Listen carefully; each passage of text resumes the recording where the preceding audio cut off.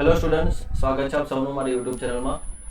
ગયા લેક્ચરમાં આપણે પાર્ટ એ જોયો હતો ડીસી સર્કિટમાં। આજે પાર્ટ 2 જોઈશું, જેમાં જે ઇમ્પોર્ટન્ટ ક્વેશ્ચન છે જીટીયુમાં જે એક્ઝામ પૂછાય, જીટીયુની એક્ઝામમાં જે ક્વેશ્ચન પૂછાય છે એની આપણે આજે ચર્ચા કરવાના છે।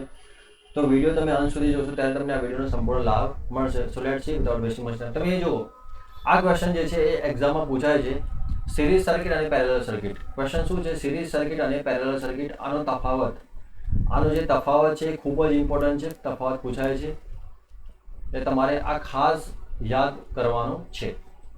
તો એ ખાસ સમજો તમે તફાવતમાં અહીંયા શું કયા કયા મુદ્દા ઇમ્પોર્ટન્ટ છે। તો જો અહીંયા પહેલો મુદ્દો જે લખ્યો છે, બધા એલિમેન્ટ એ જ સેમ કરંટમાં વહે છે, બધા એલિમેન્ટમાંથી સેમ કરંટ વહે છે। તો આ હું તમને સમજાવી દઉં। જો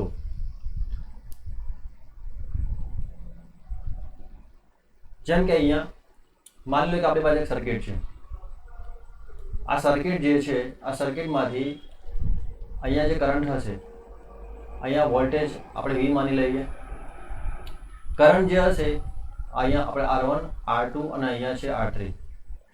તો અહીંયાથી કરંટ ફ્લો થાય છે। તો આપણી પાસે ફોર્મ્યુલા છે V = IR। આ ફોર્મ્યુલા છે આપણી પાસે, ક્લિયર? તો આપણે V શું લખી શકીએ? V1, V2 અને V3। કેમ કે અહીંયા વોલ્ટેજ જે હશે, અહીંયા વોલ્ટેજ અલગ હશે। આ રેઝિસ્ટન્સનો વોલ્ટેજ V1 હશે, આ રેઝિસ્ટન્સનો વોલ્ટેજ V2 હશે અને આ રેઝિસ્ટન્સનો વોલ્ટેજ V3 હશે। એટલે કે V = V1 + V2 + V3, clear? અને V = IR તો તમને ખબર જ છે, આ શું છે? ઓહમનો નિયમ, ઓહ્મ્સ લો, બરાબર?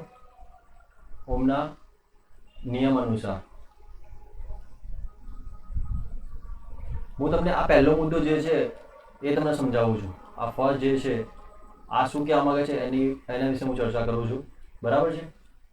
તો V = અહીંયા ફોર્મ્યુલા શું છે? IR, અહીંયા લખી દો IR, ક્લિયર? તો અહીંયા શું થશે? તો IR1 થશે પ્લસ IR2 થશે પ્લસ IR3 થશે, ક્લિયર? તો અહીંયા જો બધામાં કરંટ સેમ છે, તો આપણે કોમન લઈ લઈએ IR, તો IR1 plus R2 plus R3। તો શું થશે? અહીંયા I કેન્સલ થઈ જશે, એટલે કે R બરાબર શું થશે? R1 plus R2 plus R3। તો અહીંયા જુઓ તમે, અહીંયા સિરીઝમાં શું આવશે? R બરાબર શું આવશે? R1 plus R2 plus R3। અને અહીંયા આ સિરીઝ કનેક્શનમાં શું હશે કે કરંટ જે હશે, કરંટ એ કરંટ કેવો હશે? સેમ હશે। મતલબ અહીં પણ I કરંટ હશે, અહીંયા પણ I કરંટ હશે અને અહીંયા પણ I કરંટ હશે, ક્લિયર? પણ વોલ્ટેજ જે હશે એ ડિફરન્ટ હશે, ક્લિયર? ચલો નેક્સ્ટ શું કહે છે? અહીંયા બધા એલિમેન્ટના વોલ્ટેજ ડ્રોપનો સરવાળો કુલ સપ્લાય વોલ્ટેજ બરાબર, જો તમે જોઈ શકો છો V બરાબર શું થશે? V1, V2 અને V3 થશે। તમે એ જોઈ શકો છો, અહીંયા મેં એક્સપ્લેન કર્યું છે કે V બરાબર શું થશે? V1, V2 અને V3। નેક્સ્ટ વાત કરીએ તો જો સમતુલ્ય પ્રતિરોધની કિંમત દરેક એલિમેન્ટના પ્રતિરોધક કિંમતના સરવાળા બરાબર છે। R એટલે R ઇક્વિવેલન્ટ મતલબ શું? ટોટલ રેઝિસ્ટન્સ એ R1, R2, R3 બરાબર થશે, બરાબર? આ ડોટ ડોટનો મતલબ શું થશે કે ઘણા બધા RN લખી દઈએ આપણે, ટોટલ નંબર ઓફ રેઝિસ્ટન્સ। ચાલો ચોથા નંબરનો મુદ્દો જે છે શું કહે છે? સર્કિટના સમતુલ્ય પ્રતિરોધકની કિંમત સર્કિટના મહત્તમ કિંમતના પ્રતિરોધ કરતાં વધારે હોય છે। જો સર્કિટના સમતુલ્ય પ્રતિરોધ કિંમત સર્કિટના મહત્તમ કિંમતના પ્રતિરોધ કરતાં વધારે હોય છે, ક્લિયર? એટલે આ જે રેઝિસ્ટન્સ છે, જો R1, R2, R3, એટલે આ ટોટલ રેઝિસ્ટન્સ હશે। આ બધાના સરવાળો તમે કરશો ત્યારે તમને શું મળશે? અહીંયા R1, R2, R3 બરાબર એ R ઇક્વિવેલન્ટ છે। એટલે સૌથી મોટું રેઝિસ્ટન્સ શું કયું હશે? R ઇક્વિવેલન્ટ હશે। નેક્સ્ટ વાત કરીએ આપણે સપ્લાયમાંથી લેવાતો કુલ પાવર, એ દરેક એલિમેન્ટ દ્વારા લેવાતા પાવરના સરવાળા બરાબર હોય છે, ક્લિયર? આ પાવરનું ઇક્વેશન તમને ખ્યાલ છે, પાવરના ઇક્વેશન અહીંયા હું લખી દઉં। જો P = શું થાય? VI, clear? હવે V = શું થશે? IR, એક ફોર્મ્યુલા છે આપણી પાસે। તો P = V ની જગ્યાએ શું મૂકી દઈશું? IR ગુણ્યા I, એટલે શું થશે? I² × R। એક ઇક્વેશન આ છે, બીજું ઇક્વેશન આ, ત્રીજું ઇક્વેશન P = VI, તો I ની જગ્યાએ શું મૂકીશું? જો અહીંયા I બરાબર શું લખાય? V/R થાય કે ના થાય? તો અહીંયા V/R લખી દઈએ એટલે શું થશે? V² / R। આ યાદ રાખજો, ક્લિયર? એટલે એ ક્વેશ્ચન શું કહે છે? मतलब કે આ જે આપણો પાંચમો ડિફરન્સ શું કહે છે, સપ્લાયમાંથી લેવાતો કુલ પાવર દરેક એલિમેન્ટ દ્વારા લેવાતા પાવરના સરવાળા બરાબર હોય છે. એટલે તમારે ટોટલ 5 મુદ્દા લખવાના રહેશે એક્ઝામમાં પૂછાય તો. નેક્સ્ટ વાત કરીએ પેરેલલ સર્કિટની વાત કરીએ તો દરેક એલિમેન્ટમાં અલગ અલગ કરંટ હોય છે. તો જો અહીંયા આ મુદ્દો તમને સમજાવું. જો અહીંયા કે માની લો કે આપણી આ સર્કિટ છે, આ પેરેલલ સર્કિટ છે, ક્લિયર. તો અહીંયા વોલ્ટેજ જે હશે તો આ બંનેમાં વોલ્ટેજ કેવો હશે, સેમ હશે. વોલ્ટેજ કેવો હશે, સેમ. પણ કરંટ અહીંયા આઈ કરંટ ફ્લો થાય છે તો અહીંયા I1 કરંટ હશે ને અહીંયા શું હશે, I2 કરંટ હશે. આપણી પાસે ઇક્વેશન V શું થશે, IR. ક્લિયર. તો અહીંયા જો આપણે શું લખીશું, અહીંયા કરંટ અલગ અલગ છે એટલે I બરાબર I1 પ્લસ I2. એટલે I બરાબર શું થાય, V upon R થાય કે ના થાય, ક્લિયર થાય ને. તો V upon R1 sorry voltage તો સેમ જ છે પ્લસ V બાય R2. તો અહીંયા V શું થશે, કેન્સલ થઈ જશે. એટલે કે 1 upon R is equal to 1 upon R1 plus 1 upon R2. Clear. તો R બરાબર શું થશે, તો R1 R2 upon R1 plus R2. આ તમારે યાદ રાખવાનું છે. ક્લિયર. તો પેરેલલ સર્કિટ એટલે કે આ જે છે સમાંતર જોડાણ છે એમાં વોલ્ટેજ જે હશે એ વોલ્ટેજ કેવો હશે, વોલ્ટેજ અહીંયા સમાન હશે પણ કરંટ જે હશે અહીંયા કરંટ અલગ અલગ હશે. ક્લિયર. તો અહીંયા જો તમે દરેક એલિમેન્ટમાંથી પાછળ કરંટનો સરવાળો સપ્લાયમાં લીધો કરંટ જેટલો હોય છે. મતલબ અહીંયા I કરંટ જે છે અહીંયા I1 I2 I3 આ ટોટલ કરંટ હશે. ક્લિયર. સમતુલ્ય પ્રતિરોધક વ્યસ્ત એ દરેક એલિમેન્ટના પ્રતિરોધકના વ્યસ્તના સરવાળા બરાબર થાય છે. એટલે કે આ તમે જોઈ શકો છો R upon equivalent બરાબર 1 upon R1 plus 1 upon R2. આ સમાંતર જોડાણ હશે ત્યારે રેઝિસ્ટન્સ જે હશે એ કેવું થશે કે 1 upon R equivalent is equal to 1 by R1 plus 1 plus 1 by R2 plus 1 by R3. Clear.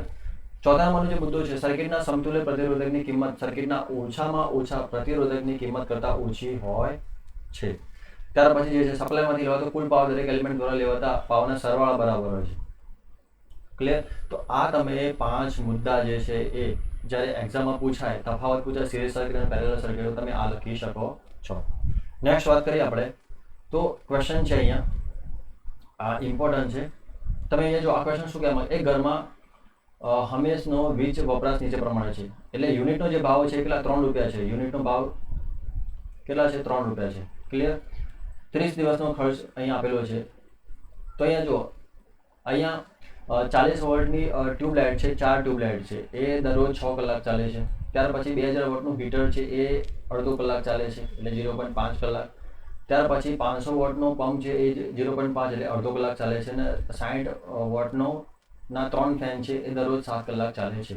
હવે ટોટલ 30 દિવસમાં આ ખર્ચ કેટલો થશે આપણે શોધવાનું છે. તો જો એઝ એ ઇલેક્ટ્રિકલ એન્જિનિયર આપણને આ કેલ્ક્યુલેશન તો આવડવું જ જોઈએ. ક્લિયર. તો જો દિવસનો કુલ વોટ એટલે જો અહીંયા 40 ગુણ્યા 4 ટ્યુબલાઇટ છે એટલે 4 થશે અને કેટલા કલાક ચાલે, 6 કલાક ચાલે છે. તો આપણે પહેલાં દિવસનું શોધી કાઢીએ, ત્યાર પછી આપણે મંથનું શોધીશું. અહીંયા જો 2000 વોટ નું હીટર છે, એક જ હીટર છે અને એ કેટલા કલાક ચાલે છે તો 0.5 કલાક. ત્યાર પછી 500 વોટનો પંપ છે એ અડધો કલાક ચાલે છે, એક જ પંપ છે. અને 3 પંખા છે 60 વોટના એ 7 કલાક ચાલે છે.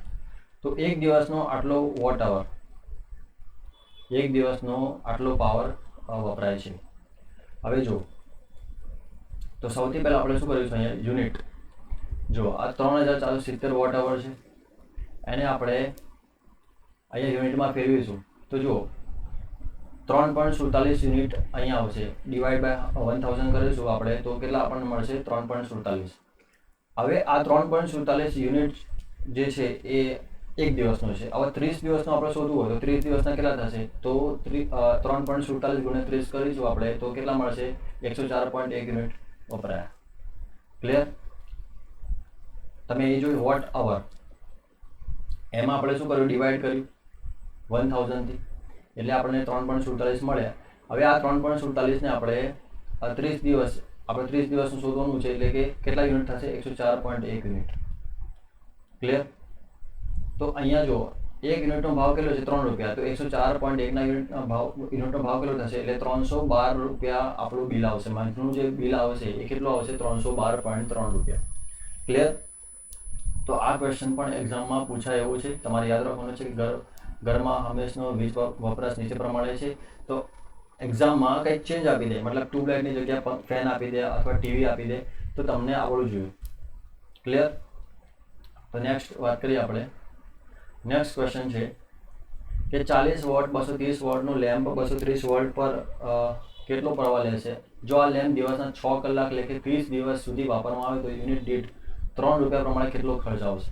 તો જો આ અહીંયા પાવર આપેલો છે. જો જે વસ્તુ આપેલી પહેલાં એ લખી દઉં. P કેટલા આપેલા? 40. V કેટલા આપેલા છે? 230. લેમ્પનો 230 વોલ્ટનો કેટલો પ્રવાહ લેશે? એટલે કે આપણે I શોધવાનું છે અહીંયા. તો જો સૂત્ર આપણી પાસે છે. P શું આવે? VI આવે. તો આ સૂત્રમાં આપણે કિંમત મૂકી. જો W બરાબર કેટલા આપેલા? 40 આપેલા છે. 40 બરાબર 230 ગુણ્યા I. એટલે I બરાબર કેટલા થશે?